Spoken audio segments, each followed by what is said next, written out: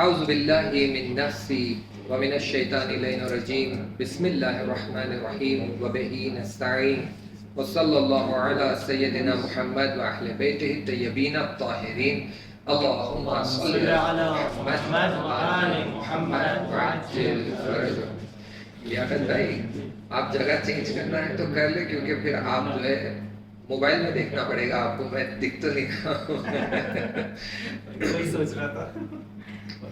اعوذ باللہ من الشیطان الرجیم بسم اللہ الرحمن الرحیم وبہ نستعین وصلی اللہ علی سیدنا محمد واہل بیتہ الطیبین الطاہرین اللہم صلی علی محمد وآل محمد وعجل فرجہ۔ بسم اللہ الرحمن الرحیم اللہم کل ولیک الحجۃ ابن الحسن صلواتک علیہ وعلی آبائہ فی هذه الساعة وفی کل ساعة وليا وحافظا وقائدا وناصرا دليلا وعينا حتى تسكنه أرضك طوعا وتمتعه فيها طويلا برحمتك يا أرحم الراحمين اللهم صل على محمد وآل محمد وعجل۔ پچھلے کچھ جلسوں میں پچھلے تقریباً 5 جلسے گزر چکے، اس میں ہماری بحث جو چل رہی تھی وہ المراقبات پر چل رہی تھی، کتاب المراقبات پر، اور صفات امام علی علیہ السلام پر چل رہی تھی۔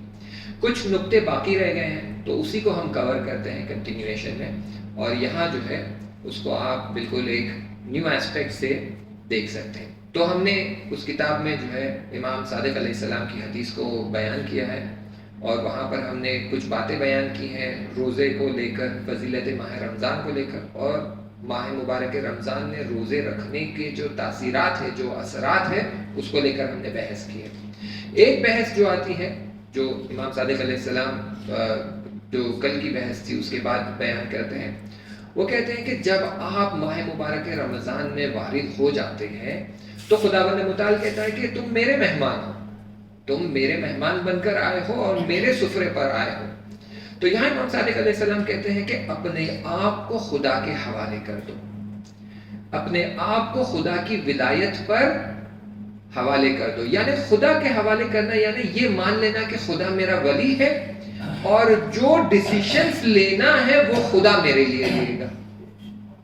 یعنی یہ کہ ایک وقت ہوتا ہے ہم زندگی میں کہتے ہیں کہ بھائی یہ میری مشکلات ہے، اس کے لیے مجھے ڈیسیشن لینا ہے، اور پھر احادیث موجود ہے جس کے بیسس پر آپ جا کر مشاورہ کرتے ہیں، کاؤنسلنگ کرتے ہیں، ایڈوائس لیتے ہیں، ڈسکشنز کرتے ہیں، ایویلویٹ کرتے ہیں، اور پھر آپ کہتے ہیں کہ ٹھیک ہے based on all this inputs, یہ سارے اطلاعات کے بعد میں اس نتیجے پر پہنچا ہوں، میں یہ ڈیسیشن لینا چاہتا ہوں، اور آپ ڈیسیشن لیتے ہیں۔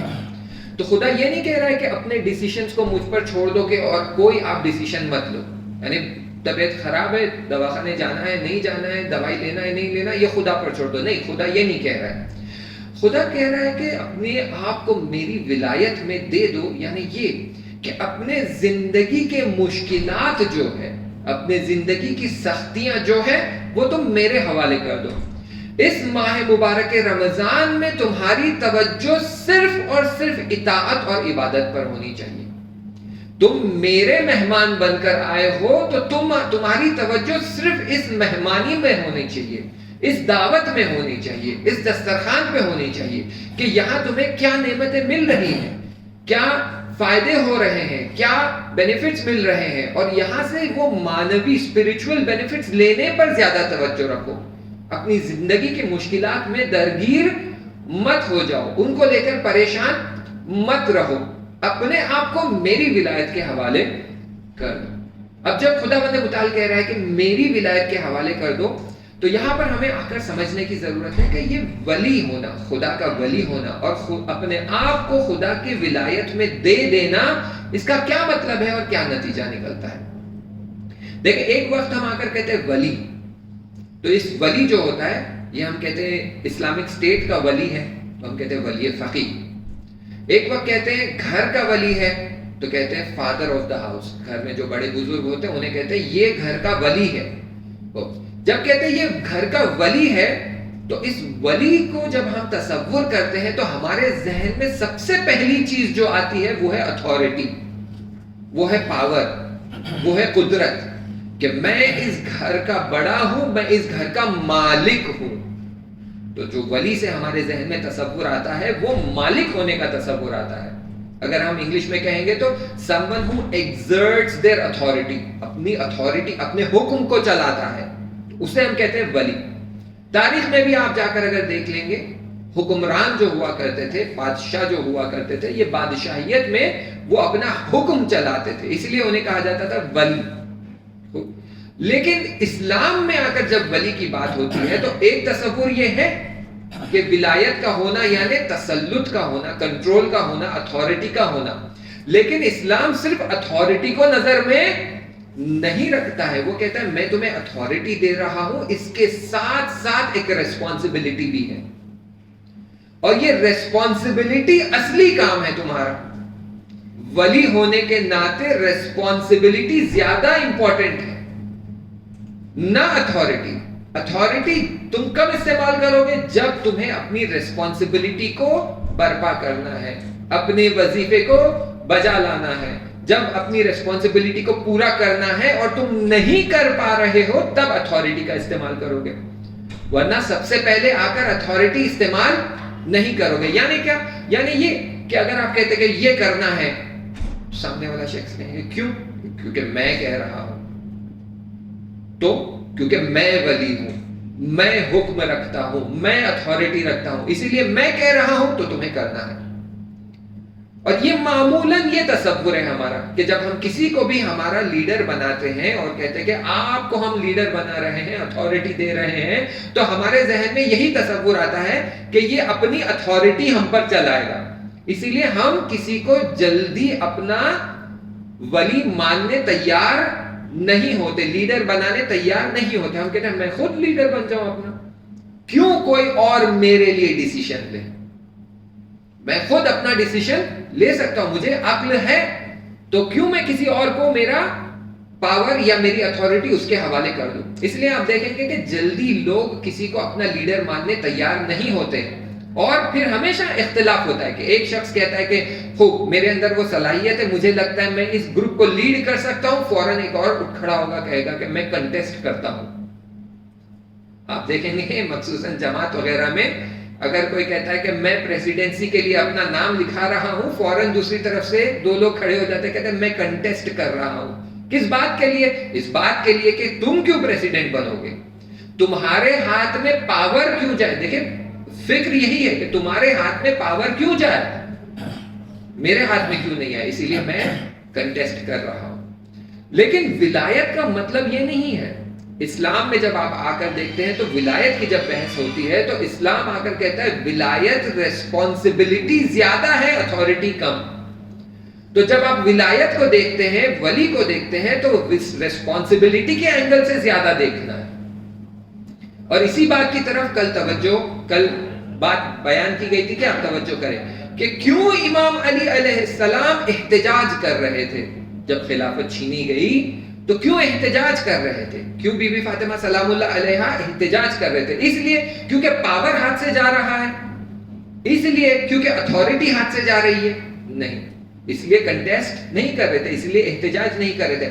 اس لیے احتجاج کر رہے تھے کہ وہ دیکھ رہے تھے کہ یہ افراد جو ولی بننا چاہتے ہیں اسلامی حکومت کے، ان کے اندر وہ صلاحیت نہیں ہے کہ یہ پوری امت کی ذمہ داری اپنے کاندھوں پر لے سکیں، یہ پوری امت کی ریسپانسبلٹی اپنے کاندھوں پر لے سکے، یہ ان کے اندر یہ صلاحیت نہیں ہے. اسی لیے وہ احتجاج کر رہے تھے کہ تم امت کو برباد کر دو گے، تم امت کو نابود کر دو گے، تم امت کو گمراہ کر دو گے، اسی لیے یہ تمہارے ہاتھ میں نہیں جانا چاہیے.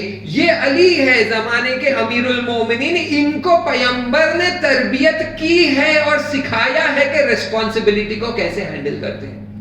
اسی لیے ان کے ہاتھ میں خلافت جانی چاہیے، ان کے ہاتھ میں ولایت جانی چاہیے. اسی لیے جب خلافت چھین لی گئی تب ہمارے شیعوں نے امام علی علیہ السلام کی ولایت سے اپنے ہاتھ نہیں اٹھائے. وہ یہی کہتے تھے کہ یہی ہمارے ولی ہے، یہ ہمارے لیے ریسپانسبل ہے. پاور اور اتھارٹی اپنی جگہ، لیکن ریسپانسبلٹی. اب سوال آتا ہے کس بات کی ریسپانسبلٹی؟ یہ سب سے بڑا اور اساسی سوال ہے کہ جب بھی ہم ولی کی بات کرتے ہیں، ولایت کی بات کرتے ہیں، ریسپانسبلٹی کی بات کرتے ہیں، تو سب سے بڑا سوال یہ ہوتا ہے کہ کس چیز کی ریسپانسبلٹی؟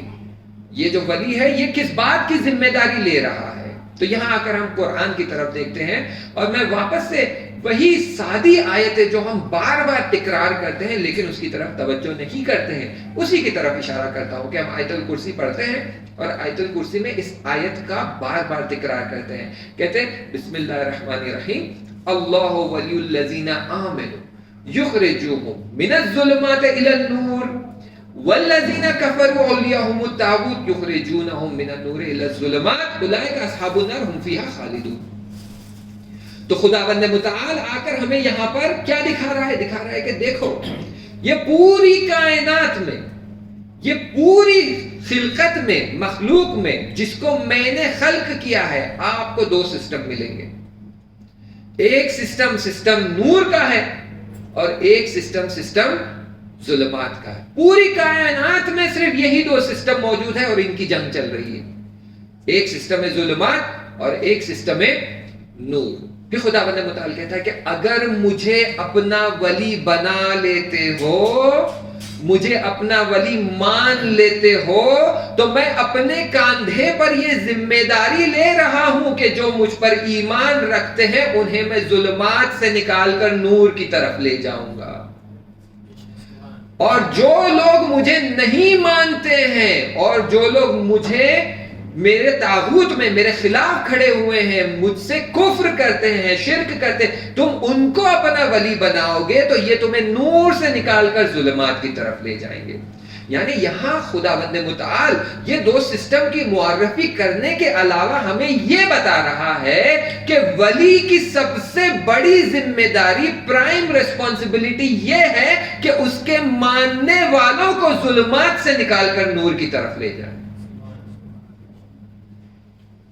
تو جب یہاں ماہ رمضان میں ہم سے کہا جا رہا ہے, خداوند متعال فرما رہا ہے, امام صادق علیہ السلام اپنی حدیث میں فرما رہے ہیں کہ اپنے آپ کو خدا کی ولایت کے حوالے کر دو, یعنی یہ کہ اپنے آپ کو بہتے سمندر میں چھوڑ دو, یہ سمندر تمہیں ظلمات سے نکال کر نور کی طرف لے جائے. یہ موجیں جو ماہ رمضان میں نعمت کی موجیں, رحمت کی موجیں ہیں, یہ تمہیں ظلمات سے نکال کر نور کی طرف لے جائے. تو ولی کا رول یہ ہے کہ آپ کو ظلمات سے نکالنا. اسی لیے جہاں جہاں ولایت کی بات آتی ہے, بات یہی آتی ہے کہ ظلمات سے نکال کر نور کی طرف لے جائے. جہاں پر خداوند متعال کہتا ہے بسم اللہ الرحمن الرحیم, اطیعوا اللہ واطیعوا الرسول واولی الامر منکم, خدا کہہ رہا ہے کہ میری اطاعت کرو. کیوں؟ کیونکہ میں اگر تمہارا ولی بن جاؤں تو تمہیں ظلمات سے نکال کر نور کی طرف لے جاؤں. رسول کی اطاعت کرو. کیوں؟ کیونکہ اگر اس کی اطاعت کرو گے تو وہ تمہیں ظلمات سے نکال کر نور کی طرف لے جائے گا. اولی الامر کی اطاعت کرو. کون ہے اولی الامر؟ وہی جن کو رسول نے تعین کیا ہے کہ یہ میرے اہل البیت ہے, ان کی اطاعت کرو. کیوں؟ یہ تمہیں ظلمات سے نکال کر نور کی طرف لے جائیں. تو کام ولی کا یہی ہے کہ وہ آپ کو ظلمات سے نکال کر نور کی طرف لے جائیں گے. اب آئیے تھوڑا سا ہم بحث کو اور تھوڑا سا گستردہ کرتے ہیں, اسپریڈ کرتے ہیں, تھوڑا سا اس کو ہماری زندگی میں اینالائز کرتے ہیں کہ دیکھتے ہیں کہ اگر ایک حکومت اسلامی میں ہم کسی کو ولی فقیہ مانتے ہیں تو اس ولی فقیہ کی سب سے بڑی ذمہ داری کیا ہے؟ وہ یہ کہ تمام امت کو ظلمات سے نکال کر نور کی طرف لے جائے. اور کوشش یہی ہو رہی ہے. یہاں حکومت اسلامی میں کوشش یہی کی جا رہی ہے کہ وہ ماحول بنایا جائے, وہ دینداری کا ماحول بنایا جائے, وہ کنجینیل ماحول بنایا جائے کہ امت یہاں پر دین پر بڑی آسانی سے عمل کر پائے تاکہ وہ ظلمات سے نکل کر نور کی طرف جائے. آئیے ایک قدم اور آگے بڑھتے ہیں کہ خداوند متعال کہتا ہے کہ اگر اولی الامر کے بعد, ولی فقیہ کے بعد کسی کو میں تمہارا ولی قرار دیتا ہوں تو وہ تمہارے گھر کا بڑا ہے. کون؟ وہ گھر کا والد, گھر کا باپ, گھر کا ذمہ دار شخص.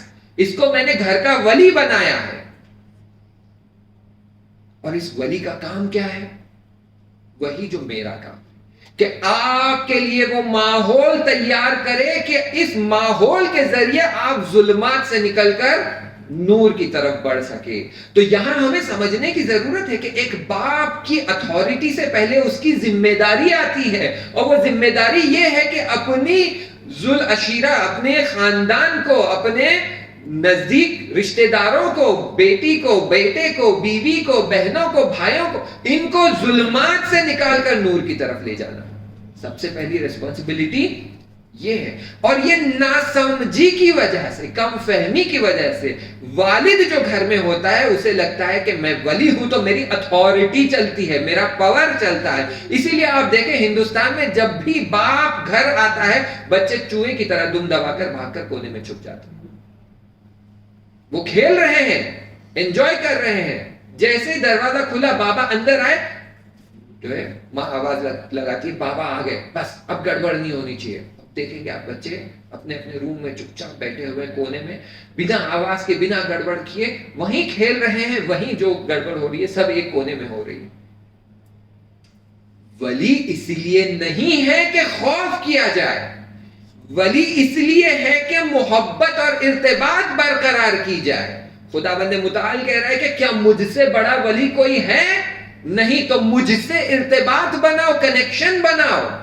رسول تمہارے ولی ہیں, ان سے کنیکشن بناؤ. اہل البیت تمہارے ولی ہیں, ان سے کنیکشن بناؤ. ویسے ہی باپ تمہارا ولی ہے, اس سے کنیکشن بناؤ. محبت کا کنیکشن ہونا چاہیے. جس طرح ہمیں بھروسہ ہے اہل البیت علیہ السلام پر کہ روز قیامت جب ہمارا حساب کتاب ہوگا, ہمارے اعمال دیکھے جائیں گے, ہمارے صفحوں پہ سیاہی زیادہ ہوگی کیونکہ ہمارے گناہ زیادہ ہے, تو ہمیں بچانے کے لیے ہمارے ولی آ جائیں گے. بھروسہ ہے ہمیں ہمارے ولی پر کہ امیر المومنین آ جائیں گے, قبر میں آ جائیں گے, قیامت کے دن آ جائیں گے اور ہمیں نجات دیں گے. ویسا ہی بھروسہ اولاد کو اپنے باپ پر ہونا چاہیے کہ یہ میرا ولی ہے, یہ مجھے بچائے گا, یہ مجھے مشکلوں سے بچائے گا, یہ میری ہدایت کرے گا, یہ میری رہنمائی کرے گا, یہ مجھے ظلمات سے نکال کر نور کی طرف لے جائے گا. یہ بھروسہ ہونا چاہیے. تو خدا کہہ رہا ہے میں ولی ہوں تمہارا, میرا کام کیا ہے تمہیں ظلمات سے نکال کر نور کی طرف لے جاؤ. اور یہیں سے ہمیں پتا چلتا ہے کہ جو ولایت خداوند متعال اپنے سے ڈیلیگیٹ کر رہا ہے رسول کی طرف, اولی الامر کی طرف, ائمہ علیہ السلام کی طرف, ولایت فقیہ کی طرف اور گھر کے ولی کی طرف, یہی ہے کہ ریسپانسبلٹی دی جا رہی ہے آپ کو کہ انہیں ہدایت کرو, ان کے لیے وہ ماحول تیار کرو گھر میں کہ یہ آرام سے اور بہت راحت کے ساتھ دین پر عمل کر سکے. ان کے لیے ماحول سخت نہ بناؤ کہ میں گھر میں ہوں تو آواز نہیں ہونی چاہیے, میں گھر میں ہوں تو شور شرابہ نہیں ہونا چاہیے, میں گھر میں ہوں تو ایسا ہونا چاہیے. نہیں. ہاں, ایک خط قرمز ہوتی ہے, ریڈ لائن ہوتی ہے کہ خدا بھی اس ریڈ لائن کا پابند ہے, کہتا ہے اس ریڈ لائن کو کراس نہیں کرنا. کون سی ریڈ لائن؟ گناہوں کی ریڈ لائن. کہتا ہے کہ میں ولی ہوں لیکن اگر یہ ریڈ لائن کو کراس کرو گے تو یہاں تمہارا حساب کتاب ہوگا, پنشمنٹ ملے گی. ویسے ہی گھر میں بھی ریڈ لائن ہونی چاہیے کہ یہ ریڈ لائن ہے, ان گناہوں سے, ان رولز کو نہیں توڑا جا سکتا. اور وہ رولز کون سے رولز ہونے چاہیے؟ وہی رولز ہونے چاہیے جو اسلام نے رکھے ہیں. اس سے ہٹ کر کوئی ایکسٹرا رول لگا کر لوگوں کی یعنی اپنی فیملی کی زندگی کو سخت نہ کیا جائے. تو خداوند متعال کہہ رہا ہے کہ تم میرے مہمان ہو, اپنے آپ کو میرے حوالے کر دو تاکہ میں تمہیں ہدایت کر سکوں, تاکہ میں تمہیں ظلمات سے نکال کر نور کی طرف لے جا سکوں. اپنے زندگی کی روزمرہ مشکلات کو لے کر اتنا پریشان مت ہو, مخصوصاً ماہ مبارک رمضان جو ہم بہت سادے الفاظ میں کہتے ہیں. کوئی اگر دوست ہمارے پاس آ جاتا ہے, کہتا ہے کہ میں مشکل میں پھنسا ہوا ہوں, مجھے یہ مشکل ہے, وہ مشکل ہے, فائنینشیل پرابلم ہے, میڈیکل پرابلم ہے, تو ہم بڑے سادے الفاظ میں کہتے ہیں ٹینشن کیوں لیتے ہو, میں ہوں نا. ایک باپ اپنی اولاد سے کیا کہتا ہے؟ ٹینشن کیوں لیتے ہو بیٹا, میں ہوں نا. بالکل وہی انداز میں خداوند متعال یہاں پر تم سے کہہ رہا ہے کہ ٹینشن کیوں لیتے ہو, میں ہوں نا. تم اپنی عبادتوں پہ فوکس کرو, باقی مشکلات جو ہے وہ میں حل کر دوں گا، تم کو اس سے بچائے رکھوں گا، پروٹیکٹ کروں گا۔ تو یہ کام ہے ولی کا، اور اس حدیث کے ذریعے ہمیں اس بات کی طرف ہدایت دی جا رہی ہے۔ ایک صلوات پڑھ دیجئے، اللهم صل على محمد وآل محمد۔ پھر یہاں پر اسی حدیث میں امام صادق علیہ السلام کے بیان کے بعد المراقبات میں مصنف جو رائٹر ہے وہ کہتے ہیں کہ روزے کے لیے اور عبادتوں کے لیے اپنے بدن اور جان کو آمادہ کریے اور وقت نکالیے۔ یہ بہت ہی امپورٹنٹ پوائنٹ ہے۔ یہ جو آغا جواد تبریزی کہہ رہے ہیں، وہ کہہ رہے ہیں کہ دیکھو تم اپنی زندگی میں سال بھر میں جس طرح ضروری کاموں کے لیے وقت نکالتے ہو، ٹائم ٹیبل بناتے ہو کہ مجھے درس پڑھنا ہے، مجھے دکان پر جانا ہے، مجھے جاب پر جانا ہے، مجھے کام کرنا ہے، مجھے ڈاکٹر کو دکھانا ہے، مجھے ڈینٹسٹ کے پاس جانا ہے، مجھے انشورنس بھرنا ہے، مجھے پیٹرول بھرانا ہے، یہ سارے کاموں کے لیے تم جو خاص وقت نکال کر کام انجام دیتے ہو، ماہ مبارک رمضان میں عبادتوں کے لیے اپنے بدن اور جان کو آمادہ کرو کہ ٹائم نکالو ذکر خدا کے لیے، عبادت خدا کے لیے الگ ٹائم نکال۔ تو ایسا نہیں ہے کہ ماہ رمضان میں بھائی بلاخرے میری زندگی ہے، جاب چل رہی ہے، میری پڑھائی چل رہی ہے میری، تو یہ تو مجھے کرنا ہے، اب کچھ جو ٹائم بچ جاتا ہے اسی میں ایڈجسٹ کر لوں گا، نماز پڑھ لیا، قرآن پڑھ لیا، تھوڑا ذکر کر لیا، تسبیح کر لیا۔ نہیں، کہہ رہے ہیں کہ ٹائم ٹیبل بنائیے۔ یعنی یہ کہ اگر مثلا آپ کسی کمپنی میں اگر کام کر رہے ہیں، آپ جاب کرتے ہیں، تو آپ جانتے ہیں کہ میرا جاب یہ ہے، مجھے یہ کام کرنا ہے، لیکن جب ایک میٹنگ آ جاتی ہے تو آپ میٹنگ کے لیے جاب میں سے ٹائم نکالتے ہیں، 1 آور میٹنگ ٹائم بلاک کرتے ہیں، کہتے ہیں کہ اس ٹائم پہ میری میٹنگ ہے باس کے ساتھ، کلائنٹ کے ساتھ، تو جو بھی ہے، اور اس کو آپ کام کا حصہ دیکھتے ہیں۔ خداوند متعال کہہ رہا ہے کہ اسے اپنی زندگی کا حصہ دیکھو کہ عبادت کے لیے وقت نکالو، کیونکہ ماہ مبارک رمضان کے علاوہ عبادتوں کے لیے ہم وقت نہیں نکالتے ہیں۔ بڑی مشکل سے صبح کی نماز پڑھ لی، تعقیبات انجام دے دیے، 10 منٹ میں کام ختم۔ ظہر عصر کی نماز پڑھ لی، اگر فرادہ شخصاً پڑھ رہے ہیں تو 5 منٹ میں ایک نماز ہو گئی، تسبیح ہو گئی، اور اس کی جو دعا ہے وہ پڑھ لی، 15 منٹ 18 منٹ میں کام ختم۔ جماعت میں جاتے ہیں تو وہ تھوڑا کیونکہ سلولی پڑھتے ہیں تو 20-25 منٹ، آدھا گھنٹہ وقت نکلتا ہے۔ اس کے علاوہ ہم الگ سے وقت نہیں نکالتے ہیں۔ تو خدا کہہ رہا ہے ماہ مبارک رمضان کو دوسرے مہینوں کی طرح ٹریٹ مت کرو، یہ خاص مہینہ ہے، میرے مہمان بن کر آئے ہو، وقت نکالو۔ خوب، یعنی کیا؟ میں جب بھی اس طرح کی باتیں کرتا ہوں کوشش کرتا ہوں سادی زبان میں آپ کو سمجھا دوں تاکہ بات بڑی آسانی سے سمجھ میں آ جائے۔ یعنی یہ کہ اگر آپ کو کوئی دعوت کرتا ہے، آپ اس کی دعوت میں مہمانی میں جاتے ہیں، تو وہاں جا کر میزبان کو اگنور کر کے دسترخوان پہ بیٹھ کر کھانا کھا کر اٹھ کر چلے نہیں جاتے، جا کر میزبان سے ملتے ہیں، وقت دیتے ہیں، ہاتھ ملاتے ہیں، کیفیت پوچھتے ہیں، سلام دعا کرتے ہیں، اپنا حال بتاتے ہیں، اس کا حال پوچھتے ہیں۔ خدا کہہ رہا ہے مجھے یاد کرو، ذکر کرو میرا، مجھ سے بات کرو، قرآن پڑھو، میں تم سے بات کرنا چاہتا ہوں۔ روایتوں میں ملتا ہے کہ جب خدا سے بات کرنا چاہتے ہو تو نماز پڑھو، اور جب چاہتے ہو کہ خدا تم سے بات کرے تو قرآن پڑھو۔ تو خداوند متعال کہہ رہے کہ وقت نکالو، مجھ سے بات کرو اور میں تم سے بات کروں گا، میرا ذکر کرو، مجھے یاد کرو تو میں تمہیں یاد کروں۔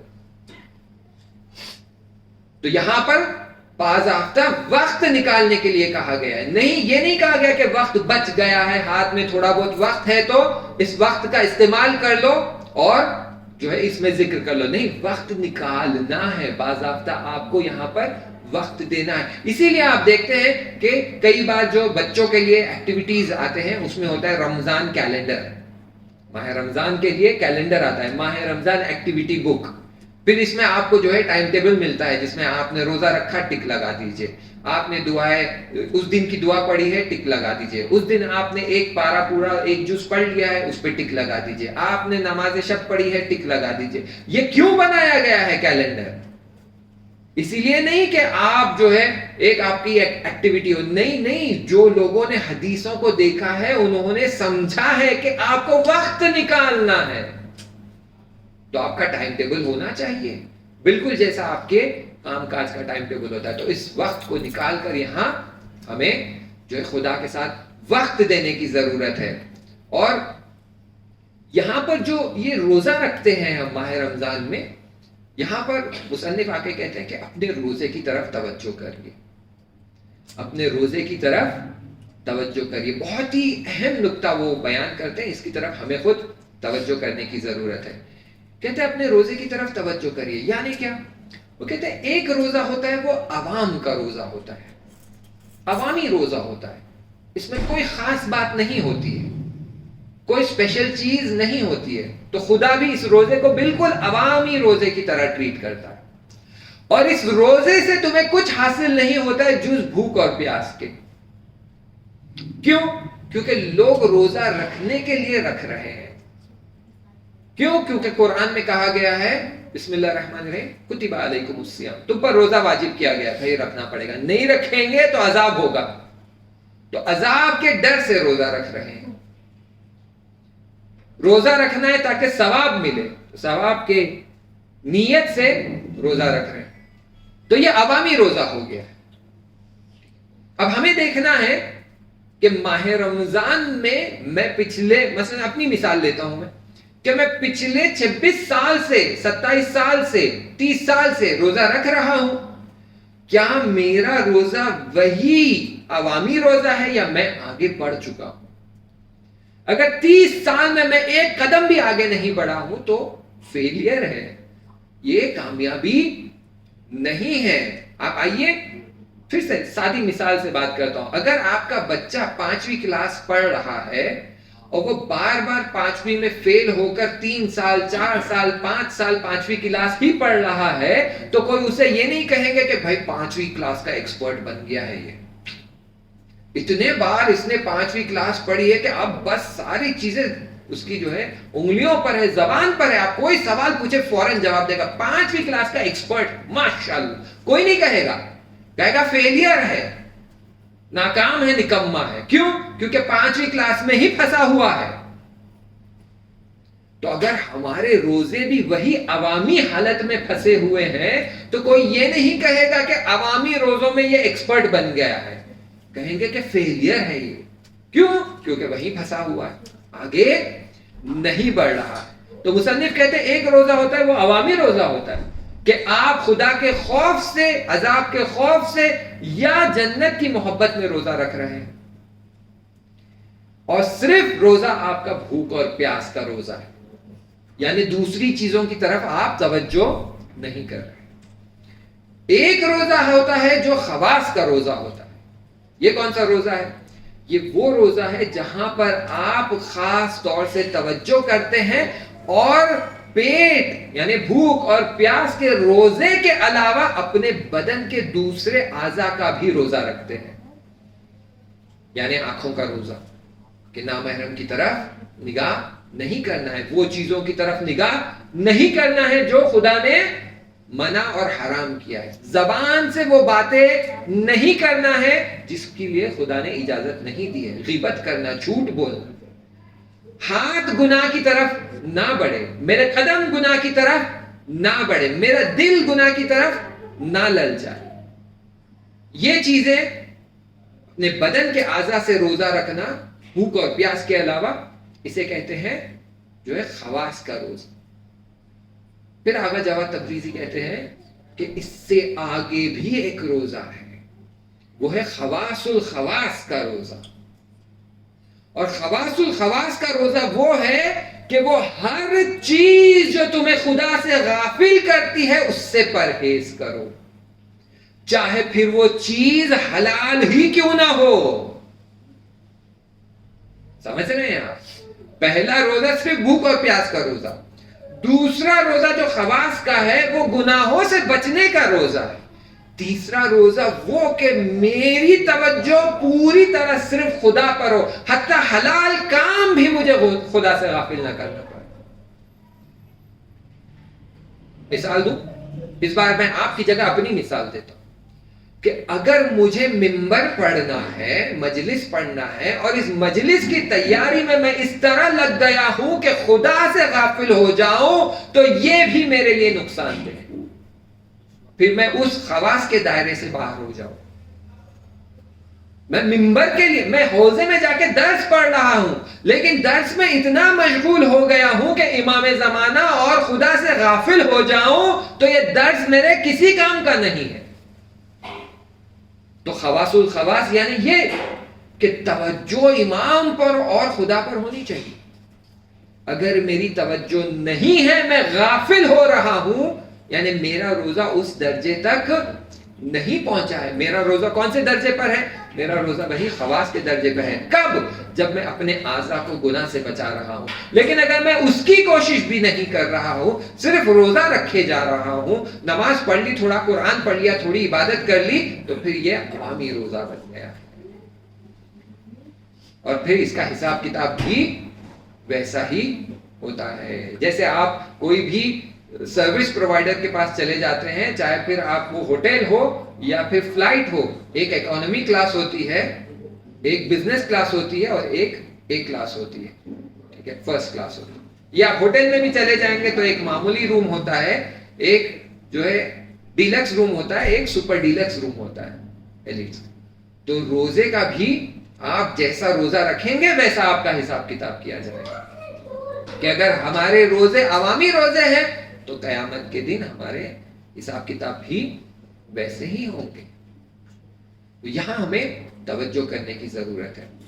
چلے دیکھیں کتنا وقت باقی ہے تاکہ ہم دوسرے موضوع کی طرف بڑھ سکیں, تاکہ جو ہے دوسرے موضوع کو ہم اس طرف سے غافل نہ ہو جائے. بس ادھر ایک جملہ بیان کر دوں اور پھر ہم دوسرے موضوع کی طرف بڑھتے ہیں جو صفات امام علی علیہ السلام ہے.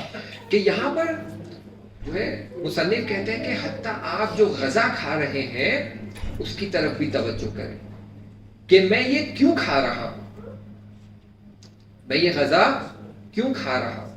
میری بھوک مٹ جائے اس لیے کھا رہا ہوں تو یہ بہت ہی معمولی چیز ہے. لیکن اگر میں اس لیے کھا رہا ہوں کہ میرے بدن کو قوت ملے تاکہ میں خدا کی عبادت کو پوری توجہ کے ساتھ کر سکوں, پورے لگاؤ کے ساتھ کر سکوں, پورے دل کے ساتھ کر سکوں, پوری محبت کے ساتھ کر سکوں, تو یہ کھانا بھی آپ کا خواص کا کھانا ہو گیا ہے, عوامی کھانا نہیں ہوا ہے. تو سحری کر رہے ہیں, سحری آپ کی ایسی ہونی چاہیے کہ میں یہ سحری کر رہا ہوں خدا کی خوشنودی کے لیے تاکہ میں روزہ بجا لا سکوں اور اس روزے میں عبادت کر سکوں. لیکن اگر سحری میری اس لیے ہے کہ مجھے شام تک بھوک نہ لگے, تو پھر یہاں پر یہ ہماری سحری بھی عوامی سحری ہو چکی. تو اس چیز کی طرف ہمیں توجہ کرنا ہے. اسی لیے ماہ مبارک رمضان میں بہت خاص توجہ کے ساتھ اعمال انجام دینا ہے. اسی لیے جو حدیث امام صادق علیہ السلام سے بیان کی گئی تھی اس کا سب سے پہلا جملہ یہی تھا کہ خود کو آخرت کی زد میں دیکھو, یعنی اپنے اعمال کو ہمیشہ حساب کتاب سنجش کر کے دیکھو, وزن اور تول کر دیکھو کہ یہ اعمال میرے کیا ہے, عوامی ہے, خواص کے ہے یا خواص الخواص کے ہے. تو اس طرف ہماری توجہ ہونی چاہیے. اور انشاءاللہ دعا کرتے ہیں کہ خدا ہمیں توفیق عطا کرے کہ اس ماہ مبارک رمضان میں, کہ ابھی ہم اوائل میں ہی ہیں, 5 دن گزرے ہیں, 6واں روزہ ہے, پوری جو ہے 20 دن 25 دن باقی ہے, شب قدر باقی ہے, کہ ہمیں توفیق دے کہ شب قدر سے پہلے ہم خود کو اصلاح کر سکیں. ہمارے روزے جو ہے وہ عوامی روزوں سے نکل کر خواص روزے اور خواص الخواص کی طرف بڑھ سکے, تاکہ شب قدر میں بھی وہ نعمتیں جو خواص الخواص کو دی جاتی ہے وہ ہمارے نصیب میں آ سکے, تاکہ انشاءاللہ اس شب قدر میں ہماری جو ڈیسٹنی لکھی جائے, جو ہماری قسمت لکھی جائے, انشاءاللہ آنے والے سال میں ہماری قسمت میں امام زمانہ عجل اللہ تعالیٰ فرجہ شریف کی زیارت لکھی جائے انشاءاللہ. آمین الہی آمین. ایک صلوات پڑھ دیں تاکہ ہم دوسری بحث کی طرف بڑھ جائے. اللهم صل على محمد وعلى محمد وعجل فرجه. دوسری بحث ہماری صفات کی طرف تھی کہ امام علی علیہ السلام کی صفاتوں کی بحث چل رہی تھی. ہم نے کئی صفاتوں کا ذکر کیا ہے اور ان کو کھول کر توضیح کے ساتھ شرح کے ساتھ بیان کیا. ایک صفات جو امام علی علیہ السلام کی تھی جو خاص تھی وہ تھی کہ وہ بیت المال کو لے کر بہت سخت گیر تھے. بیت المال میں وہ کبھی بھی کمپرومائز نہیں کرتے تھے. کہتے بیت المال ہے, اس میں کمپرومائز نہیں کیا جا سکتا. اور آپ دیکھیں گے یہ صفات کئی ہمارے شہداء میں بھی پائی جاتی ہے. شہید برونسی ایک بڑی شخصیت ہے, بڑی شہید شخصیت ہے. آپ ان کی زندگی نامے کو دیکھیں گے تو وہ بہت ہی شدت سے پابند تھے کہ بیت المال کے ساتھ کیا رفتار کی جائے. بیت المال میں کوئی جو ہے چھوٹی سی چھوٹی بھی غلطی و حساب کتاب میں گڑبڑ نہیں ہونی چاہیے. شہید سلیمانی کو آپ دیکھیں گے تو وہ بھی بیت المال کو لے کر بہت زیادہ حساس تھے. اتنا زیادہ حساس تھے کہ ان کی جو سیلری ہوا کرتی تھی ہمیشہ وہ اپنی سیلری سے کم وڈرا کرتے تھے, اور کئی بار تو وہ اپنی سیلری نہیں لیا کرتے تھے کہ نہیں بیت المال ہے, کہیں اتفاقاً غلطی سے 1 ریال بھی ادھر زیادہ آ جائے تو اس کا جواب دینا پڑے گا. مثلا ایک مثال ملتی ہے کہ وہ کہیں سے گزر رہے ہیں اور ان کے لیے راستہ بند کیا جاتا ہے تاکہ وہ تیزی سے گزر جائے. اور یہ ہم معمولاً انڈیا پاکستان میں دیکھتے ہیں, کوئی وی آئی پی منسٹر جا رہا ہے تو راستوں کو بند کیا جاتا ہے. 15 منٹ 20 منٹ آدھا گھنٹہ لوگ کھڑے ہوئے ہیں, کیا ماجرا ہے کہ منسٹر جانے والا ہے, صبر کرو, ویٹ کرو. بھائی کیا آدھے گھنٹے سے رکے جانے دیتے؟ بولے نہیں, وہ جائے گا تب آپ کو جانے ملے. تو اسی طرح راستہ روک کر کچھ جو ہے بسیجی افراد کھڑے ہوئے تھے. جب وہ وہاں پہنچے تو دیکھے کہ اس طرف ٹریفک جمع ہے, اس طرف ٹریفک جمع ہے, تو وہ تھوڑا پریشان ہو گئے کہ کیا ہوا, ایکسیڈنٹ ہوا, کچھ ہوا. وہ گاڑی سے اترے, پوچھے ماجرا کیا ہے, تو کہا کہ آپ کے جانے کے لیے راستہ روک کر کھڑے. کہ کیا غضب کر دیا تم, اب یہ تک افراد سے مجھے معافی مانگنی پڑے گی کہ میری وجہ سے ان کا آدھا گھنٹہ ضائع کیا گیا ہے کہ یہ اپنے کام سے پیچھے رہ گئے.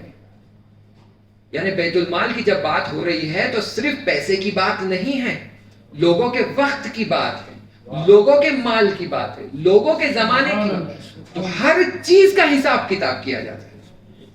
اسی لیے دیکھیں, میں جو یہاں حوزے میں رسم ہے کہ اگر ایک استاد ہے اور اس کی کلاس میں 10 بچے آتے ہیں تو اگر استاد 5 منٹ کلاس میں لیٹ آتا ہے تو 5 into 10 50 منٹ کا نقصان ہوا ہے. وہ استاد کو حساب دینا پڑتا ہے اس 50 منٹ. تو اسی لیے جو ہے بیت المال صرف وہ مال جو بیت کا ہے وہ نہیں ہے, لوگوں کا حقوق, لوگوں کا زمان, لوگوں کا ٹائم بھی اہمیت رکھتا ہے. تو امام علی علیہ السلام بیت المال کو لے کر بہت حساس تھے, بہت دقیق اس میں حساب کتاب کیا کرتے تھے.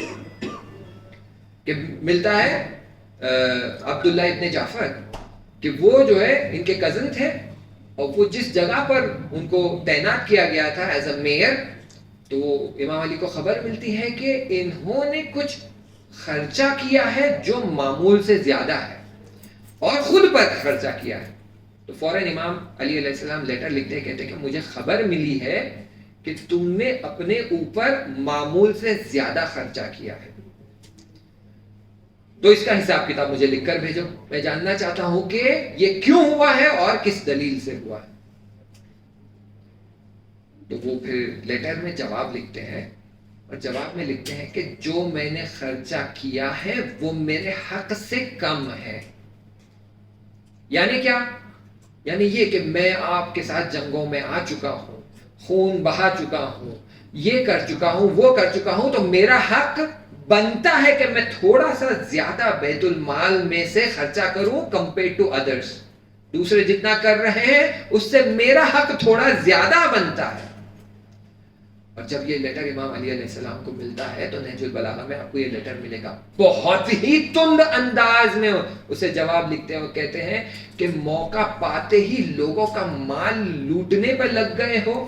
کیا تم وہ بھیڑیا ہو جو اس موقع کی تاک میں ہو کہ لوگ تھوڑا سا غافل ہو جائے اور تم ان کا گوشت نوچ کھاؤ؟ تم اگر ہماری تربیت یافتہ ہوتے تو یہ کام نہیں کرتے, تم مگر منافق ہو گئے ہو. کیا آخرت سے نہیں ڈرتے؟ کیا خدا سے نہیں ڈرتے؟ کیا مسلمان ہونے کے دائرے سے باہر ہو چکے ہو کہ جو تم نے کیا ہے جنگوں میں اس کا حق جتاتے ہوئے بیت المال جو لوگوں کا مال ہے اس میں تصرف کر رہے ہو؟ اگر تمہارا حق بنتا ہے تو خدا پہ بنتا ہے، نہ بیت المال پہ. بیت المال لوگوں کا مال ہے. تو یہاں سے ہمیں سمجھ آتا ہے کہ امام علی کی جو یہ صفت ہے، اس سے پتہ چلتا ہے کہ ایک امانت داری ہونا چاہیے مومنوں کے اندر، کہ ہم جب لوگوں کے مال کے ساتھ برخورد کر رہے ہیں تو امانت داری کے ساتھ برخورد کریں. ایک امانت داری ہونی چاہیے الفاظ کی، کہ جب ہمیں کوئی اپنا راز بتاتا ہے، کوئی اپنی بات بتاتا ہے تو اس بات کے نسبت ہماری امانت داری ہونی چاہیے، اس میں خیانت نہیں کی جانی چاہیے. تو امام علی علیہ السلام بیت المال کے نسبت جتنی امانت داری کر رہے تھے، یہ ہمارے لیے مومنوں کے لیے سبق ہے کہ ماہ مبارک رمضان، اس میں امام علی علیہ السلام کو جو شہید کیا گیا ہے، یہاں ہمیں درس لینا ہے امام علی علیہ السلام کی زندگی سے، کہ مال میں امانت داری کرنا ہے، راز میں امانت داری کرنا ہے، بات میں امانت داری کرنا ہے. تب ہم کہلائیں گے امام علی علیہ السلام کے پیروکار. اور ایک صفت ہے امام علی علیہ السلام کی جو میں یہاں بیان کرنا چاہوں گا، لیکن اس سے پہلے یہ بتا دوں کہ اس سے آپ تربیتی نقطہ لینے کی کوشش کریں، اپنی اولاد کی نسبت تربیتی نقطے لینے کی کوشش کریں. اس میں بہت ہی بہترین تربیتی نقطے چھپے ہوئے ہیں. دعوت ذو العشیرہ آپ سب جانتے ہیں کہ رسول خدا صلی اللہ علیہ وآلہ وسلم صلوات پڑھ دیجئے،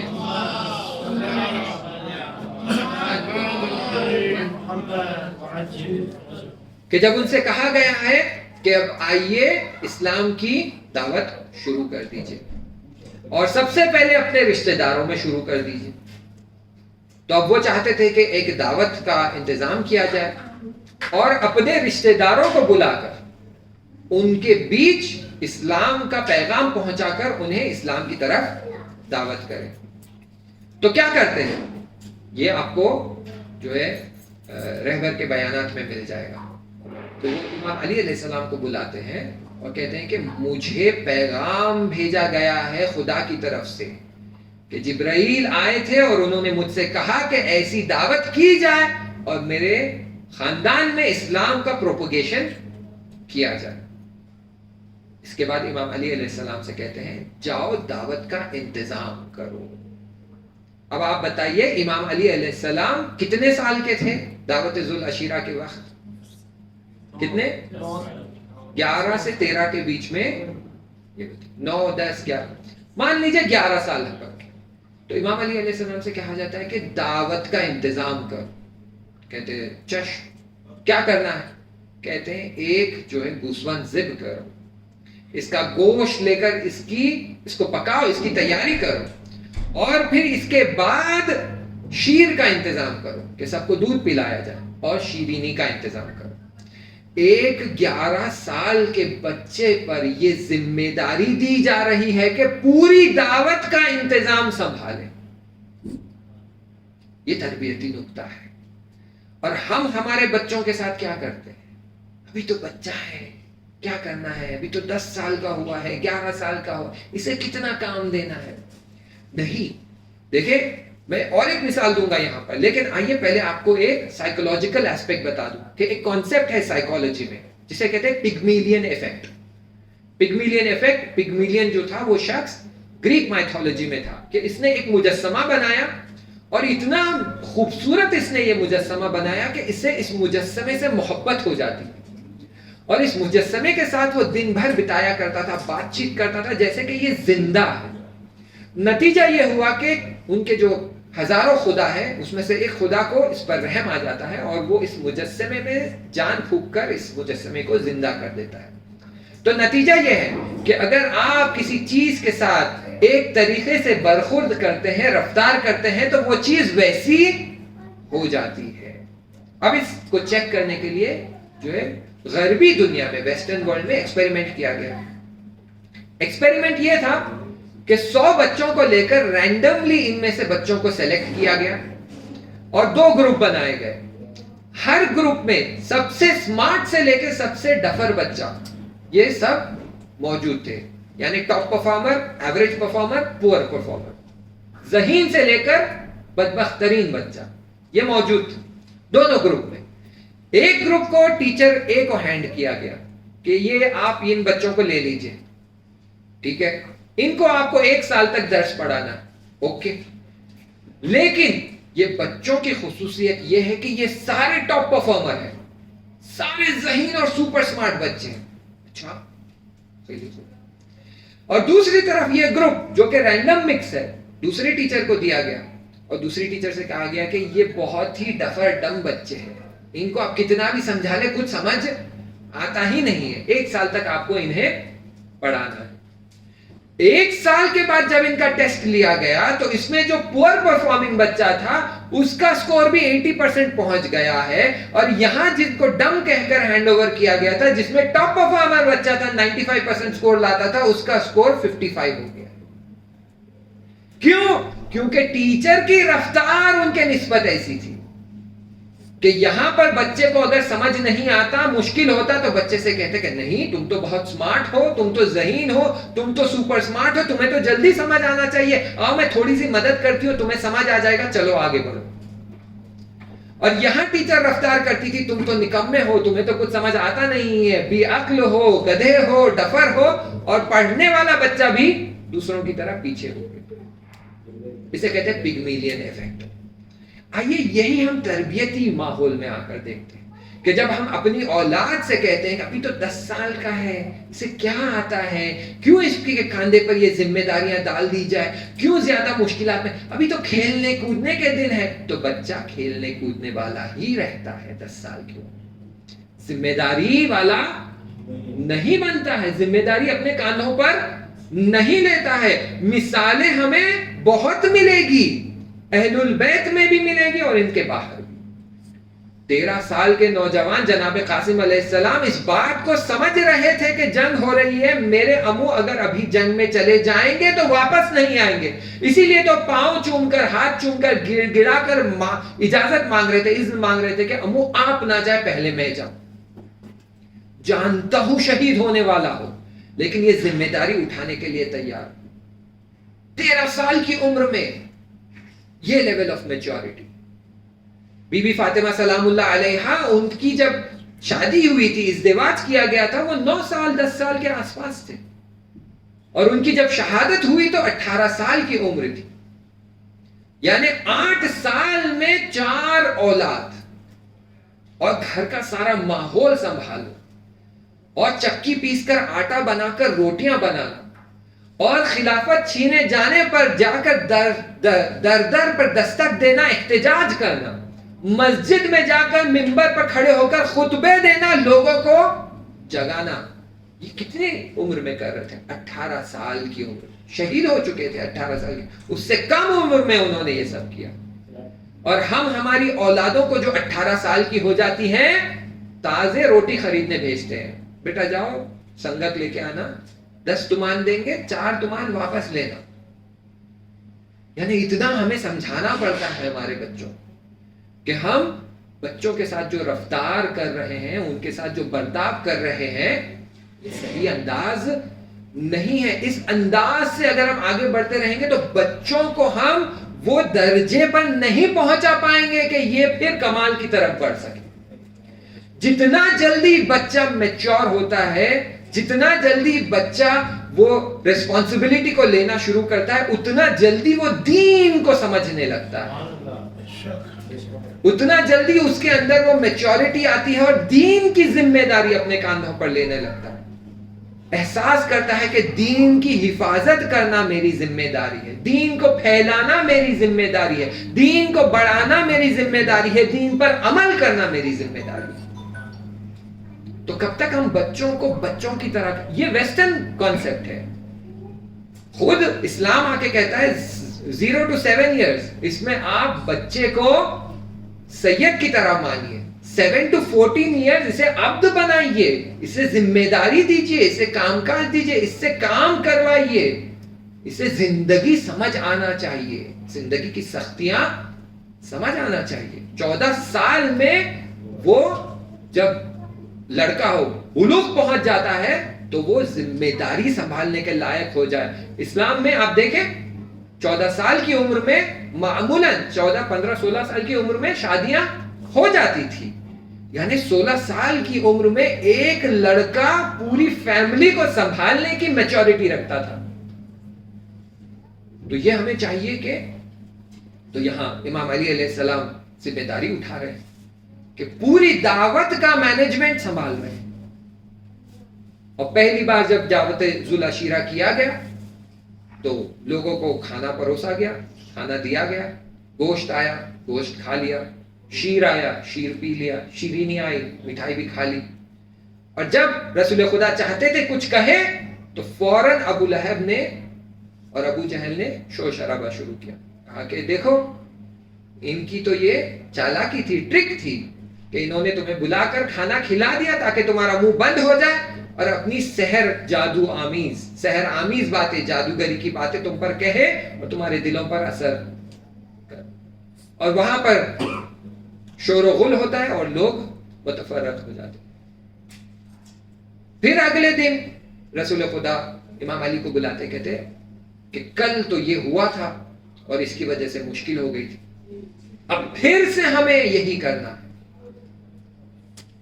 اگلے دن اور امام علی علیہ السلام نہیں کہتے کل ہی تو دعوت ہوئی, تھک گیا ہوں, یہ سارا ارینجمنٹ, بچے کی جان لوگے کیا, یہ کہتے ہیں نا ہم لوگ بچے کی جان لوگے کیا. 9 سال کی عمر 10 سال کی عمر میں یہ سارا ارینج میں نے کیا ہے, تھک گیا. نہیں کہتے چشم. یعنی ہمیں چاہیے کہ زندگی کے لیے ہماری اولادوں کو آمادہ کرے, درس پڑھائے لیکن ساتھ میں تربیت بھی کرے. یہ بہت ہی ضروری, ورنہ ہماری اولادیں 25 سال کی عمر میں بھی بچے رہیں گے, ویڈیو گیمز میں لگے رہیں گے, پب جی کھیل رہے ہیں, پتہ نہیں کیا کیا, اس میں 6 گھنٹے 8 گھنٹے نکل رہے ہیں, زندگی کو سیریس نہیں لے رہے ہیں. اور یہ بہت بڑی خطا ہے, نقصان ہے مومنوں کا. تو یہ امام علی علیہ السلام کی 9 سال کی عمر میں وہ میچورٹی آ گئی تھی کہ ذمہ داریوں کو سنبھال. یہ وہی امام علی علیہ السلام ہے جو کہتے تھے سلونی سلونی, آؤ مجھ سے پوچھو جو پوچھنا چاہتے ہو پوچھو. یہ وہی امام علی علیہ السلام ہے جو پیغمبر کی رحلت کے بعد جو مشکلات کا سامنا کرنا پڑا وہاں صبر کر رہے تھے. یہ وہی امام علی علیہ السلام ہے جو کوفے کی گلیوں میں تنہا ہو گئے تھے. یہ وہی امام علی علیہ السلام ہے کہ جب گھر لوٹ کر آتے تو ان کا پریشان چہرہ دیکھ کر بی بی فاطمہ کہتی کیا ہوا علی, بہت پریشان نظر آ رہے ہو. تو امام علی کہتے ہیں کہ میں کیا بتاؤں, پہلے جب گلیوں سے گزرتا تھا سلام کرتا تھا تو لوگ سلام کا جواب نہیں دیتے تھے, اب گلیوں سے گزرتا ہوں تو پہلے لوگ سلام نہیں کیا کرتے تھے, اب گلیوں سے گزرتا ہوں میں سلام کرتا ہوں تو لوگ سلام کا جواب بھی نہیں دیتے. یعنی علی کو سلام کے جواب کے لائق بھی نہیں سمجھتا. یہ وہی علی ہے جو بی بی فاطمہ کے گزرنے کے بعد اتنا تنہا اور تنہا ترین ہو گئے تھے کہ اپنے دل کا غم بیان کرنے کے لیے کوئی موجود نہیں تھا, تو نخلستان میں جاتے, کنواں کھود کر اپنے غم اس کنویں کو بیان کرتے, وہاں جا کر اپنا درد دل بیان کرتے. یہ وہی امام علی ہے جو کہتے کہ مجھے میرے دشمنوں سے زیادہ اپنے چاہنے والوں نے ستایا اور رلایا ہے اور میرے دل کو خون سے بھر دیا ہے. یہ وہی امام علی ہے جو تنہائی میں گریا کیا کرتے تھے. اور اسی دعوت ذو العشیرہ سے یہ بغض شروع ہوا تھا کہ جہاں پر رسول خدا نے کہا کہ یہ میرا وصی ہے, یہ میرا ولی ہے, اور یہ بغض اتنا بڑھ گیا کہ در فاطمہ پر آ پہنچا کہ دشمن در فاطمہ پر جمع ہو جاتا ہے, کہتا ہے علی کو باہر بھیجو بیعت لینا ہے. در فاطمہ پر بی بی فاطمہ آتی ہے, کہتی ہے کیا تم جانتے ہیں یہ کون سا در ہے؟ یہ وہ در ہے جہاں رسول آ کر سلام کرتے ہیں, یہ وہ در ہے جہاں پر رسول وارد ہونے سے پہلے دستک دے کر اجازت لیتے ہیں. تم یہاں آ کر فاطمہ کے در پر دھمکی دے رہے ہو, تو کہتے ہیں در کھول دو ورنہ ہم در کو آگ لگا دیں گے. بی بی فاطمہ کہتی ہے کہ میں در نہیں کھولنے والی, در کو آگ لگایا جاتا ہے.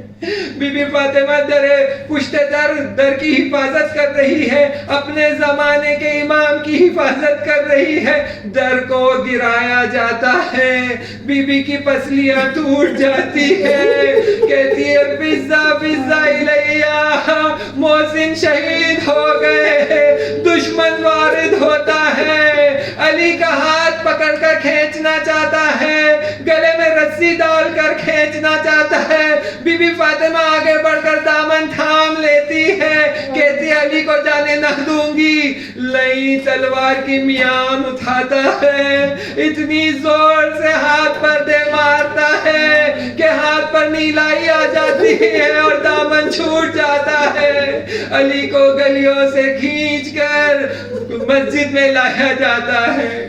یہ وہی علی ہے جس نے در خیبر کو اکھاڑا تھا، لیکن اپنی بیوی پر ظلم ہوتے ہوئے دیکھ کر صبر کر رہا ہے۔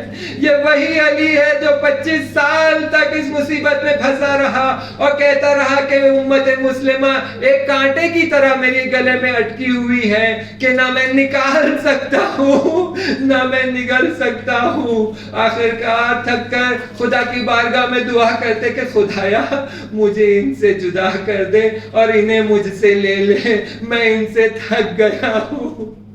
اور کہا جاتا ہے شب ضربت امام علی ساری رات جاگ کر عبادت کر رہے ہیں، راز و نیاز کر رہے ہیں، نمازیں پڑھ رہے ہیں، صبح کی اذان کا وقت ہوتا ہے، چاہتے ہیں مسجد کی طرف نکلے، باہر آتے ہیں آسمان کی طرف نگاہ کرتے ہیں تو آسان نظر آ جاتے ہیں، سمجھ جاتے ہیں کہ وہ وقت آ گیا ہے، وہ لمحہ آ گیا ہے، تیاری کرنے کی ضرورت ہے۔ گھر والوں کو خداحافظی کرتے ہیں، مسجد کی طرف جانا چاہتے ہیں، مرغابیاں گھیر لیتی ہے، ایک طرف سے یہ مرغابیاں دامن کھینچ رہی ہے، گھر والے پریشان ہو جاتے ہیں، کہتے ہیں مولا یہ مرغابیوں کا انداز بڑا عجیب ہے، ایسے تو آپ کے ساتھ رفتار نہ کرتے تھے، چاہتے تھے مرغابیوں کو جدا کریں، مولا کہتے رہنے دو، یہ اپنی محبت مجھ پر نچھاور کرنا چاہتے ہیں، انہیں دل بھر کے دیدار کر لینے دو،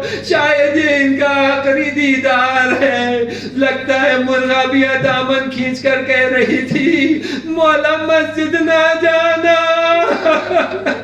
مولا مسجد نہ جانا، آپ جانتے ہیں مسجد میں ملعون بیٹھا ہے، اپنی تلوار کو تیزاب میں، اپنی تلوار کو سم میں ڈبو کر بیٹھا ہے، مسجد نہ جانا۔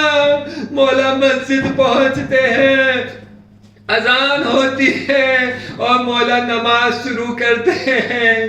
آپ جان لیں مولا کا خود کا کلام ہے کہ ایک نوزاد بچہ اپنی ماں کے سینے کے لیے جتنا تڑپتا ہے، علی موت کے لیے اس سے زیادہ تڑپ رہا ہے، کب موت آ جائے اور کب میں اس زندان سے آزاد ہو جاؤں۔ ملعون آگے بڑھتا ہے، تلوار کی ضربت لگاتا ہے، جس مولا کو موت کا انتظار تھا صدا لگاتے ہیں فزتو برب الکعبہ، آج میں کامیاب ہو گیا، وہ گھڑی آ گئی ہے کہ میں خدا سے لقاء کر سکوں، لقاء اللہ کا وقت آ گیا ہے۔ الا لعنت اللہ علی القوم الظالمین۔ اعوذ باللہ من الشیطان الرجیم، بسم اللہ الرحمن الرحیم۔ پروردگارا بحق ان عزاداری، بحق جم، خدایا پروردگارا ہماری اطاعتوں کو، ہماری عبادتوں کو قبول فرما، اس ماہ مبارک رمضان میں ہمارے روزوں کو قبول فرما، اس ماہ مبارک رمضان میں ہمارے گناہان کو بخش دے، جو بیمار ہیں انہیں شفا عطا فرما، جو مقروض ہیں ان کا قرض عطا فرما، جو لا اولاد ہے انہیں اولاد عطا فرما، جو بوڑھے ہو چکے انہیں طول عمر عطا فرما اور توفیق عطا فرما کہ باقی کی عمر وہ دین کی خدمت میں لگا سکے۔ خدایا پروردگارا ہمارے مراجع اکرام، ہمارے رہبر مقام معظم رہبری کی حفاظت فرما۔ خدایا پروردگارا بحق ان ساعت یہ جو ہے عبادتوں کا، دعاؤں کا قبول ہونے کا وقت ہے، مغرب کی اذان کے نزدیک ہے، ہم خدا کی بارگاہ میں ہاتھ اٹھا کر دعا کرتے ہیں، خدایا اس گھڑی کو جس نے تو نے خود قرار دیا ہے کہ خاص دعاؤں کو ہم قبول فرماتے ہیں، اس گھڑی میں ہماری یہ خاص دعا کو قبول فرما کہ امام زمانہ کے ظہور میں تعجیل فرمائے، جلد سے جلد ظہور ہو اور امام آئے اور اس دنیا سے شر اور دشمنان دین اور دشمنان اہل البیت کا خاتمہ فرمائے۔ ایک سورہ فاتحہ پڑھ دیجئے اور تمام مرحومین اور مرحومات پر اس کا ثواب فرمائیے، مخصوصاً بانی مجلس کے مرحومین اور مرحومات کے لیے سورہ فاتحہ پڑھ دیجئے۔ بسم اللہ الرحمن الرحیم۔